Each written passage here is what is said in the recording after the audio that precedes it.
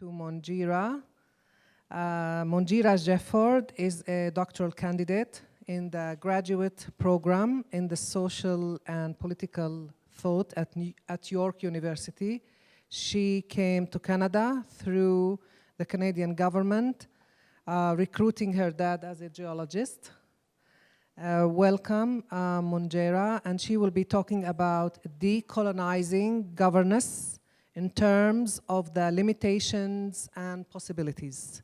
And we ask you to keep all the questions till the end, also for Miriam and now for Munjeera. Here you go. Thank you. My name to the front? Yes. No.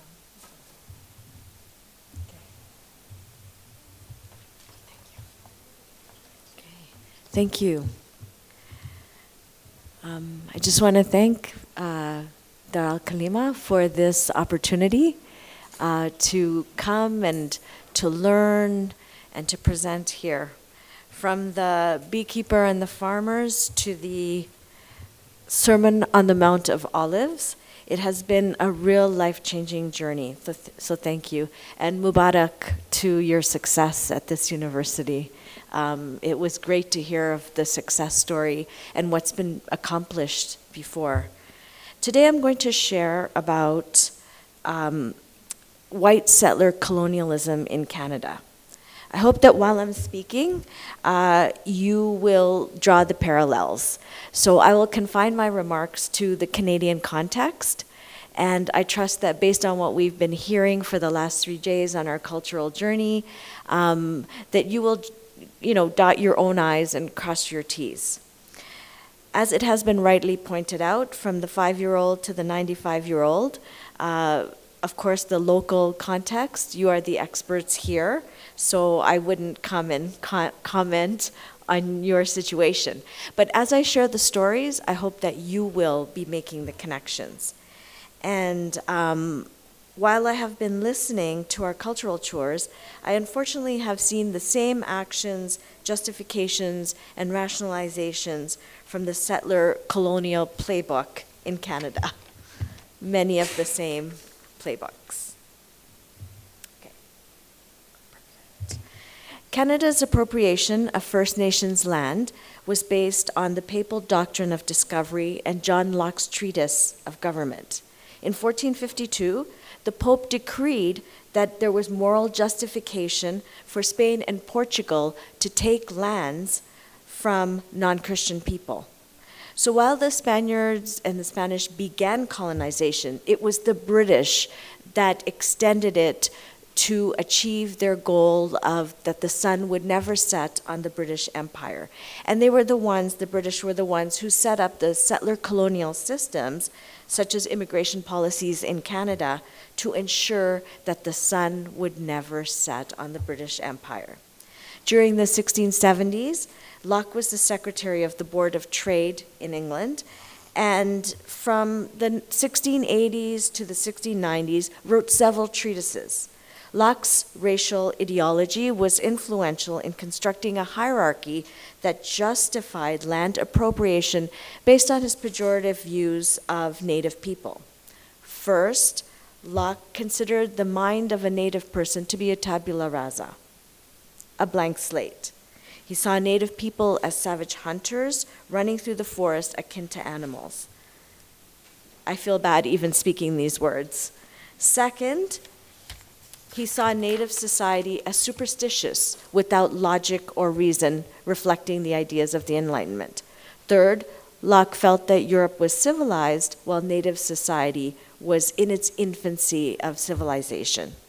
For these reasons, the church and the state in Canada worked together between 1883 to 1997. The last residential school in Canada closed in 1996. Okay, so it's not some distant history.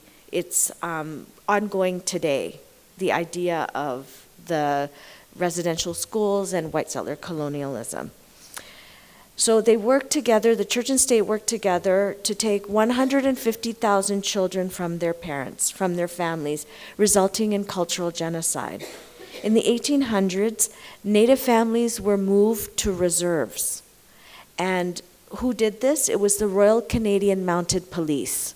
So we don't have the same cowboy situation that happened in the States. We have a few cowboys like in the western states, but it was the Royal Canadian Mounted Police that moved the Native people. And a lot of times they would move people who were hunters into areas and say, now be farmers. And this ended up where people would starve to death. So this was all done just unilaterally, just moved, hegemonically done. So once the Native people were moved on the reservations, there would be one person who would control their movement. If somebody wanted to leave, they had to get permission. So they were controlled in these areas. And they were not allowed to practice their cultural traditions such as powwows. I don't know if anyone here has ever been to a powwow, but it's a big deal. It's a big celebration, and it was not allowed. All that was taken away. But perhaps the cruelest, the absolute cruelest, was taking children away from their families. So you can see the first is a picture, and this art is part of the depiction of trying to revive and make the Native-centric voice. So this picture depicts this quite effectively. And the residential schools, the children were forced to speak English, resulting in linguistic genocide. This picture here, this boy here, his name is Thomas More Keswick, and the picture was actually taken to show the success of residential schools. So that's why the picture was taken. And you can see Thomas More Keswick, he comes into the residential school looking this way, and he's a proper British gentleman there. Over 4,000 children are believed to have died. There was recently over 1,300 mass graves found in Kamloops, BC, and so they were found by the Native community, and of course so I won't go into any side details, but the funding to find mass graves was not given. So now that they have found the mass graves, they're able to go lobby the government for more money to find the mass graves. And you may see pictures of shoes. This is to remember the children. A lot of these children died because the poor conditions at the school, there was sexual and physical abuse, and some of them were simply trying to run back home. So they were running away from school. The current Pope visited Canada in July 2022 and apologized for the residential schools, and later also apologized for the doctrine of discovery. The Native community in Canada continues to fight for their human rights through the Truth and Reconciliation Report. So the Truth and Reconciliation Report has been effective. So if you come to Canada, you will see, before sporting events, we will have a land acknowledgement, we will have Indigenous. So this is the starting of the decolonization, and more money and is being given to Native rights, but it's always a fight. Of course it is. Okay, so there are many examples of how Canada continues to create and implement immigration policies that reproduce white settler colonialism. So the first, I will take these examples in history. The Chinese railway workers to build the Canadian Pacific Railway. Building railways, as we know, is the playbook of the settler colonizer, so they can move the goods. It's the first action. Let's somehow get the transportation up and running, and the railways were, of course, big in many colonized countries, whether it was settler colonialism or indirect control. Second is the Komagata Maru incident.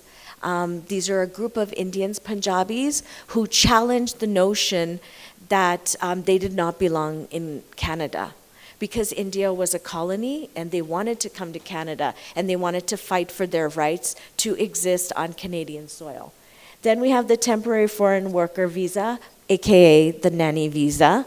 And this is where many Filipina women come from the Philippines to work in Canada as a nanny. And we'll critique that a little bit. We also have the Hortons visa. I don't know if you know about Tim Hortons, but Tim Horton was a Canadian hockey player, and he started up a donut company. Of course, the Americans own Hortons now, but it's still considered like a Canadian company. And a lot of immigrants come and work in the fast food industry. Sometimes when people ask me from India, should I immigrate to Canada? I tell them, unless you have a passion for serving fast food, then no. Okay. So those incidences reveal how racialized non-white people from the global south are subjected to differential treatment and experience fewer human rights than white European immigrants.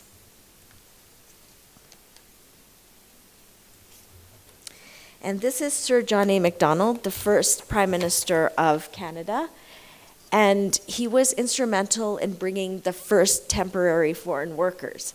So there were many jobs. So Canada was a white settler colony, but they needed labor, the most dangerous labor, with working with dynamite and blowing up the rock.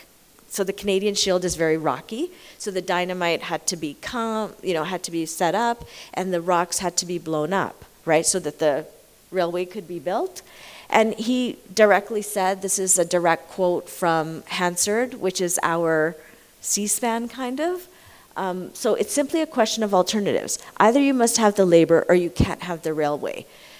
And he said the Chinese workers who came, they will not even leave their bones behind them. They are sent back to China almost dead. And therefore, there's no permanent degradation of the country by a Malgro race. So he intended right from the beginning to just use this non-white labor. So he didn't want to use like the European labor. And there were many Europeans who didn't want to do this dangerous work. So all Chinese railway workers remained nameless. Once the railway was built, there were about 4,000 deaths, but none of their names are known.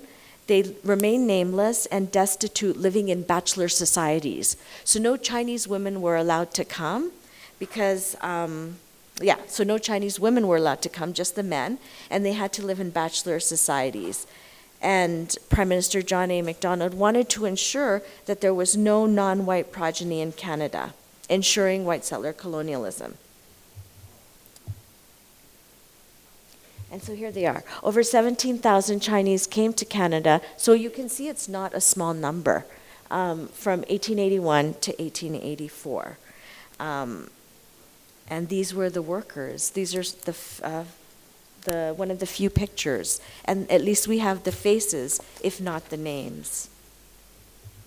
So this idea of bachelor society, just remember that, because it comes up later in the nanny visa. Okay, so another example of white settler colonialism in Canada's immigration history is the Komagata Maru. That's the name of the ship that Gurinder Singh got. So right at the beginning of World War I, 1914, Canadian immigration policy had a caveat to prevent non-white people from coming.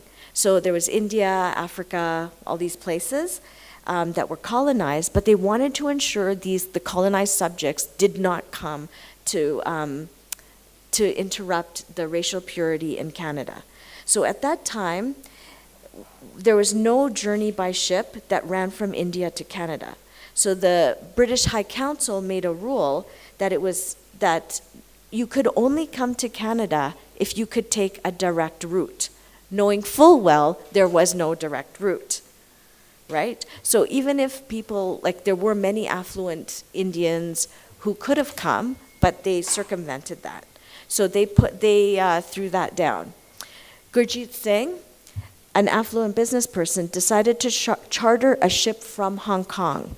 So there were Indians in Hong Kong, and this is the route that he wanted to take. So a group of 340 Sikhs and 24 Muslims and 12 Hindus set off on the month-long trip. Sadly, the intrepid sojourners were not allowed to disembark when they reached the west coast in Vancouver. So Punjabis have a long history of settling in Canada, and this was one where they tried to settle in Vancouver. Vancouver has one of the largest groups of Punjabis outside of India. But they were turned back after waiting for 2 months on the boat.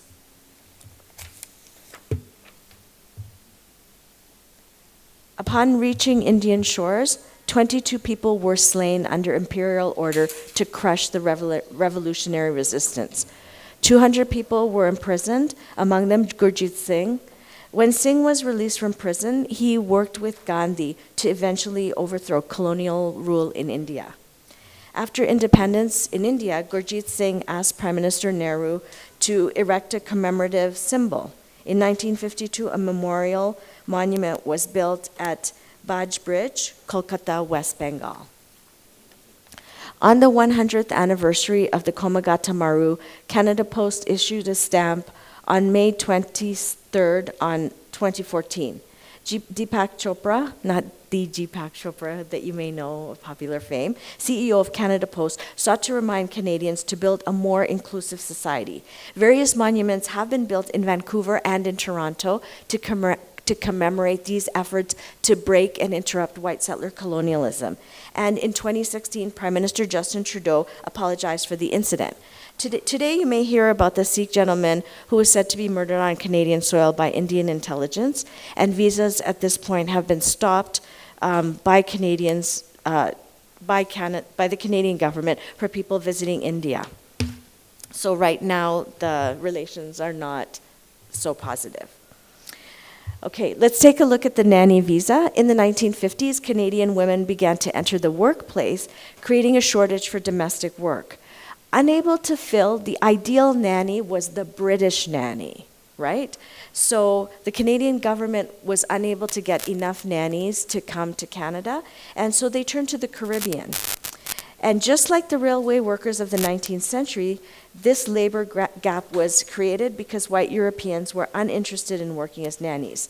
Similar to Asian women, black women's bodies were associated with the threat of potential procreation, resulting in unwanted non-white children in Canada. So they had to undergo stringent medical entrance exams to ensure they weren't pregnant. So most Caribbean women, they were also forced into bachelorette societies because their husband and children, if they had them, they weren't allowed to come. So if they wanted to come to Canada, they had to come as single women. And there was no idea for them to have a family. So once again, Canadian demand for labor surpassed the supply of ideal workers from Britain and resulted in highly racist practices that disrupted kinship bonds. The Canadian government has a deal with the Philippine government where they get remittances for every nanny that they recruit. Nannies come leaving their children behind. Worldwide, there's about 2 million children, and of course, some of them come to Canada. While the nannies are here, they are tied to one employer. They are not allowed to form a union. So basically, it's gendered work. They're tied to one employer, which is very unfair. So this employer, usually white males, have a lot of power because they can have the power to recommend them for citizenship or not. And they do have quite a lot of power. And so the nannies are also prevented from forming a union and even leaving that employer. Yes, I will wrap it up. So white settler colonialism is still being produced today through the temporary foreign visa known as Tim Hortons, through the Tim Hortons visa here. So let me ask you quickly, many international students come, 40% come from India, many come from China. So China, Korea, and India are where the government policy has shifted from teaching English as a service to now getting people to pay international fees. So how much money do you think international students bring in? 10 billion, 20 billion, more than 20 billion? More than 20 billion. They create 65,000 jobs in colleges and universities. And But yet, once they come here, there's very little support for them. And there have been reports by the Canadian Broadcasting Corporation that people do commit suicide, they don't get health care, and they are sent home in body bags. And while international students do form a pathway to citizenship, the road is shadowed by the realities of a system that sees young people as cash cows to be exploited. In conclusion, Canada needs to decolonize the immigration system, and building on what my colleague Miriam has said about the post-colonial critique, I will go one step further and give that decolonial critique to decolonize the immigration system by changing the rules to eliminate the Eurocentrism that exists. As people leave their land in search for a better life, they should not be exploited and denied their basic human rights. After all, it was John Locke who argued that human beings have inalienable rights, and some have even credited him in the American Declaration of Independence, the phrase life, liberty, and pursuit of happiness. But unfortunately, his policies and his influence today did not include human rights or racialized people. Thank you.